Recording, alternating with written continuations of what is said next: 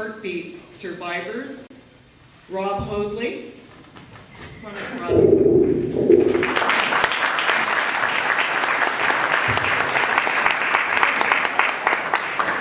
Rob is what we call the, what would we call you, Rob? I think we would call you the cherry on top of the whipped cream on top of the frosting on top of the cake. A survivor for this program. Yeah, there's nothing quite like meeting somebody and shaking the hand of somebody who once was, sorry Rob, dead.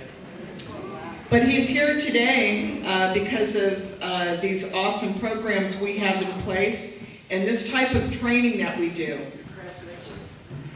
Now what I'd like to do is turn it over to my one of my new good friends, Rob Hoadley, and who is a survivor from our program, and let him share his story. Rob? Sorry. Well, I'm glad she moved the microphone. I was going to ask you all to cover your ears because I couldn't, you know what I mean? Well, good morning. And like she said, my name is Rob Hoadley. I'm a Desert Storm veteran, first Gulf War veteran, so it's great for me to be in this building. And in fact, the fact that I'm here at all is a miracle.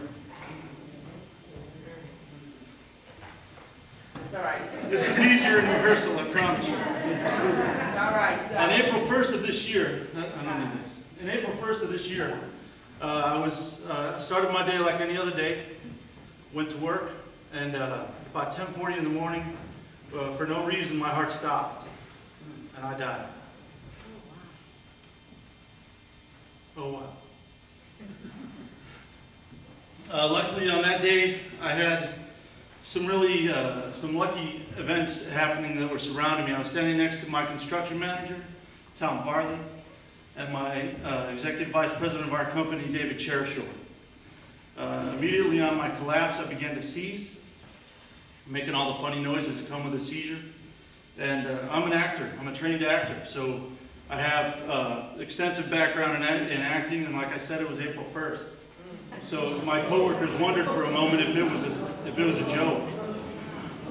Well, they quickly realized it wasn't. And thank God they realized that. Like I said, Tom Farley immediately started CPR. David Cherishaw called 911, and he was joined by Tony Barber Jr., our security officer. Between the two of them, they kept CPR going until paramedics and an AED arrived. Due to the proximity of San Diego Police Officer Jason Ballinger and his partner, and San Diego Fire Department and Rural Metro Rig number 20, we received emergency response in less than 10 minutes. So using the combination of immediate CPR and AED, I survived this horrific event. Went to UCSD Medical Center, where I received an AICD, the little box about the size of an iPod that keeps my heart rate normal. Well, with that, I was training to be a military officer in the U.S. Navy Reserve. I was on the list. I was selected. That's over. But consider the alternative, right? Right. Well, due to the education, like you're all receiving today, and the tireless efforts of Maureen O'Connor and San Diego Project Heartbeat, Evans Hotels is among many businesses that has AEDs supplied to their security teams, and I benefited from that when I needed it the most. So clearly, without the efforts of the brave men and women that helped me, I wouldn't be here today. My wife, Dory, would be a widow. My children without their dad. I mentioned many specific names today for good reason, because they're all people. They're regular people like you, like me, like you. And the reason why they're special today is because they were certified. They were trained, they were prepared. They were prepared to act in the face of incredible odds. They were prepared to act and put my life before their own. Are you prepared? What if I was your coworker, your spouse, your son, your brother? I'm here today because of the acts of a lot of people, courageous acts, but I'm left with a question of why. Why did I survive? Why did I make it? Why did I get so lucky? What am I supposed to do with this second chance? Well, I'm a firm believer that what I'm supposed to do is going to lay out before me and materialize in good time. Well, ladies and gentlemen, I think this is one of those times, one of those opportunities where I can better the lives of other people through the continuance of my own. And what I plead to you today, what I implore you to do, is to keep your CPR training current. Keep your AED certification current. Because it's people like you that are going to save people like me. I would be remiss, I would be absolutely remiss, if I didn't recognize at least one more person before I close. My angel, my SCA hero, Tom Farley is in the back. Would you please rise, sir?